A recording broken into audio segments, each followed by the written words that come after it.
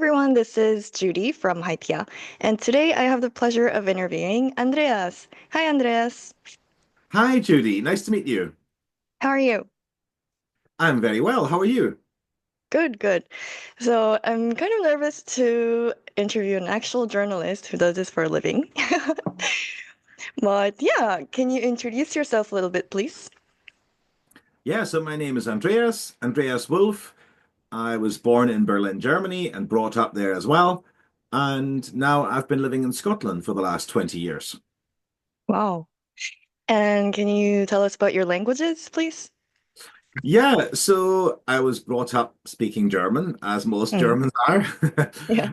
And but other languages were around the house. We had visitors from various places around the world, and so English was certainly spoken in the house.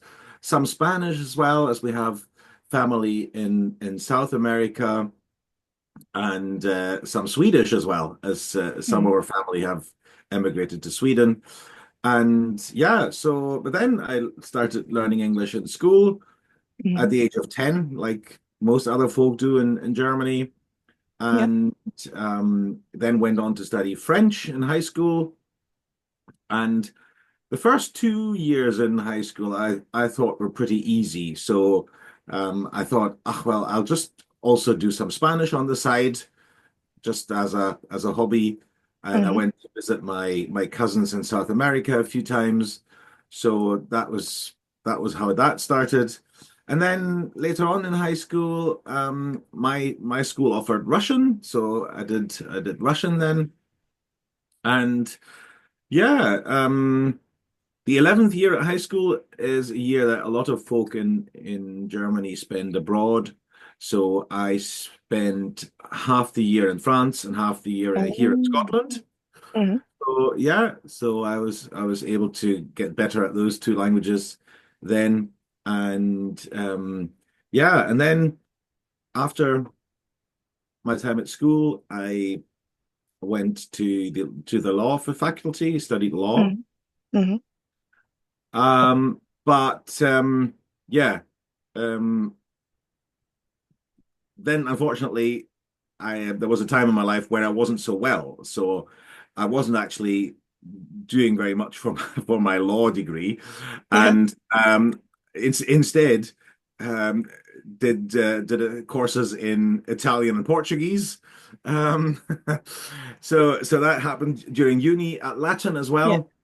Mhm. I did it at the law faculty because that was quite handy to have in law. Yeah. And yeah, so but because I didn't kind of finish the law degree, um, I thought, well, what am I going to do with my life now? And Mhm. I did some, and I thought I'll do what I've always wanted to do, which is to Yeah. go and study Scottish Gaelic. Oh, wow. And you can imagine my parents thinking, what is he doing? That's going to Mhm. be no use to him at all. Well, um, in fact, I stayed for 4 years at that college here in Scotland to learn Gaelic, and that was, I think, probably the most useful language I've learned because that was the language that got me the job at the BBC, where I now work Yeah. in for the Gaelic news service in How did radio. that happen? Yeah, Mm. yeah. And then yeah, so there was a period then where I obviously had to focus on the new job, Yeah. getting to know journalism and also how to operate a camera and edit and all these things. So there was a period where I kind of didn't do so many languages. But yeah, now that I'm fairly established in my work, I would say I've picked languages up again and yeah, done a few more since. Wow.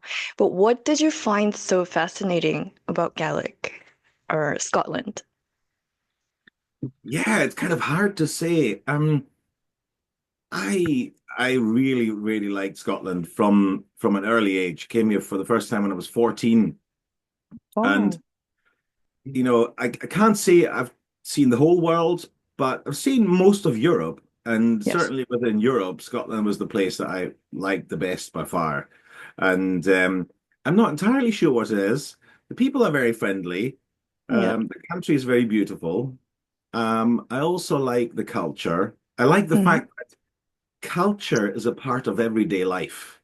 And I Mm. find, in big cities like Berlin, for example, where I grew up, you can get a lot of high culture. There'll be a lot of your Bachs and Beethovens and Mm. Mozarts and all that. But popular culture is almost inexistent. And Mm. whereas here, popular culture is a part of everyday life. And I really like that. I like the music. I sing in a Gaelic choir. So, and yeah, so in the Highlands, Gaelic language in some places, but certainly Gaelic culture is very much part of life here. I see. So when you were 14, so that was even before your high school exchange, right? When you went to Scotland? That's right. Well, that's why I chose the high school exchange to be Oh, in Scotland. Yeah, most Germans, well, most of those who choose to spend their 11th year abroad will go to the US, yeah. because there's, Mm. it's quite easy. You just phone up a company, or I guess today you would go on the internet, Yeah. and they arrange everything for you, and you pay them a fee, and they tell you, oh, on this date you've got to be there and do this, and they've got it all sorted for you. Whereas I had to organize it all myself, and this was before the internet came into existence. Wow. And then I also find it fascinating that you made a transition from law to journalism. And because I'm a law student myself, I find it fascinating that you were able to navigate that transition. And I also wanted to ask, did you have to go through schooling to get into journalism, or did you have another? No, I didn't. I did what they call a trainee program at the BBC, but I chose, while I was already working at the BBC, to do a master's in journalism, just because I felt that I wanted to know a bit better what I'm actually doing or meant to be doing. Yeah, I see. So you just went into journalism without any background. that's right, pretty much.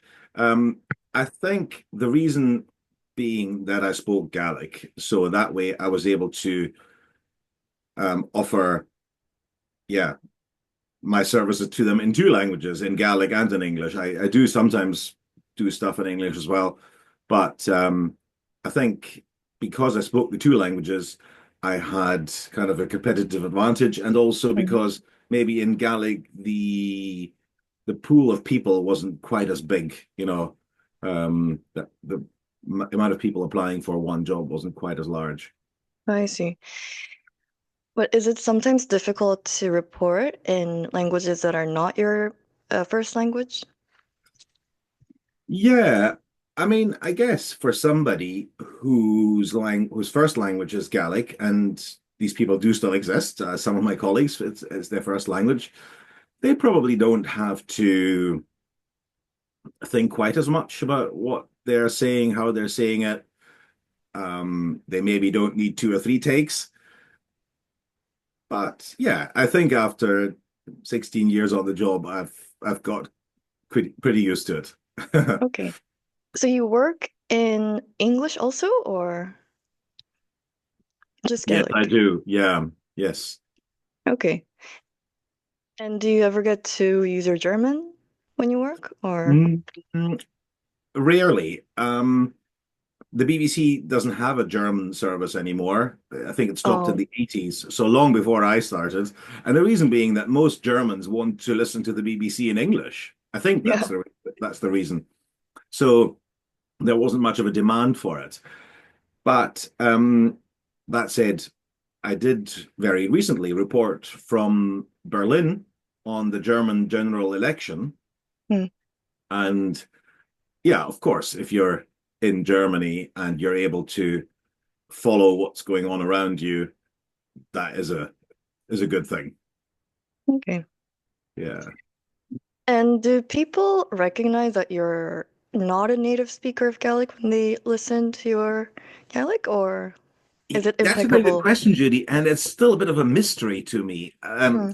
It happens to me in some of the other languages as well, including English. Yeah. Some days, on a good day, people will have a conversation with me, and then after any number of minutes, they'll say, "Oh, where are you from?" Mm. Um, oh, I didn't notice. And then the next day, I'll meet someone, and after three words, he'll say or she'll say, "Are you German?" So, Oh, so I'm not sure. I'm not sure if it's that. uh, If maybe on some days my pronunciation is better than on others. yeah. Maybe some people's ears are more tuned in than others. Hmm. I don't know. It's a Okay. mystery. That's interesting. Yeah, I find it impressive how you're reporting and working in a language that is not your first language. I find that very interesting. Also, how did you find out about HYPIA? Well, it was Matthias Barmert from HYPIA who contacted me on Facebook, and I'm very Oh, grateful to him that he did, because HYPIA really have encouraged me to work on my languages again. yeah. Because, as I said, when I started my job, I had to kind of give up on language learning for a period, because learning the job was kind of the priority. Hmm. But also, I felt after a while that certainly for professional purposes, I didn't need to learn any more languages. I Hmm. wasn't getting any benefit professionally from learning more languages. And then I met HYPIA, well, the people in HYPIA, Yeah. and it was kind of a great experience for me because they very much encouraged me to learn languages just for the love of languages. Hmm. And that's how I then started learning languages that are probably not going to be of much use to me in in my professional life, such as Swedish. I'm learning Swedish basically because of my Swedish cousins, Hmm. but also Scots.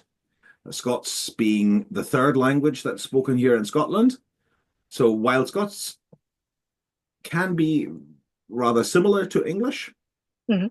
many Scots speakers you'll probably understand, but some of especially the older generation, who still speak it very broadly, Hmm. I think you might find difficult to follow. Um, and then I've also started to learn um, a language called Fering. So this is some people say it's a dialect of Northern Frisian. So the Hmm. Frisian language family exists of kind of three main dialects, or I would call them languages: Western, Eastern, and Northern Frisian. Northern Frisian being spoken in Germany. And my wife and I like to go on holiday there on the island of, well, in Frisian it's called Fea, in German it's called Föhr. And it's so Fering, spoken on Fea, is a language that's spoken by probably 2 to 3 thousand people, not that many.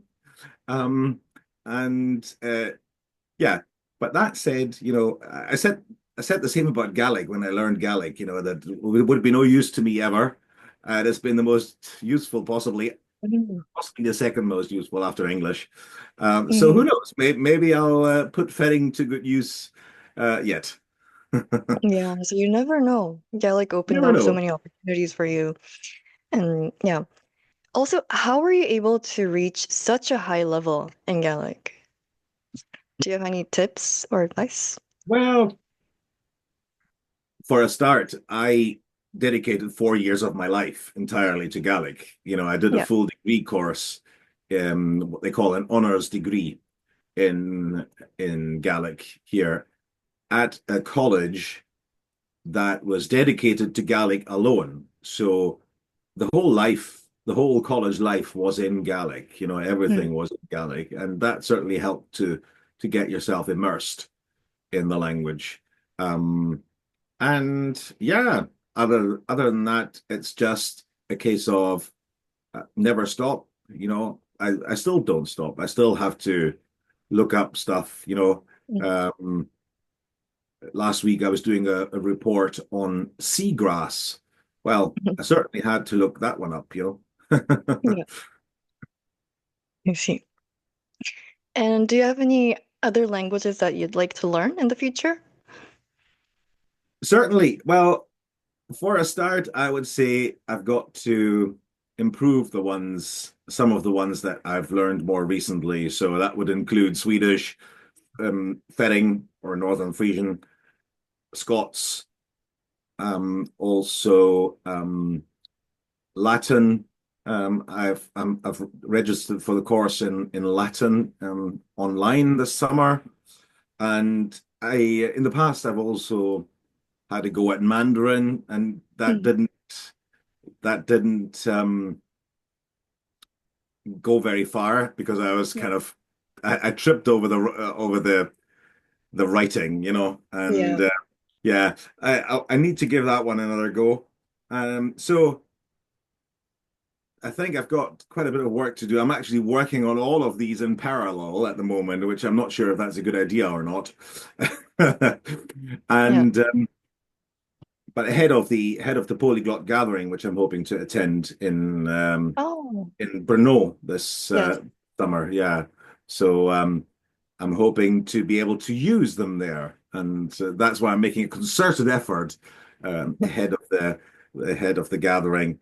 But yeah, if I do manage to get all of these to um, an okay level, Hmm. then I certainly want to pick up Arabic as well at some point. Oh, Yeah. why Arabic? Well, just because it is a language that's widely spoken and Hmm. um, possibly also one that's, you know, useful because a lot of organizations, I think, work with Arabic and yeah, so who knows?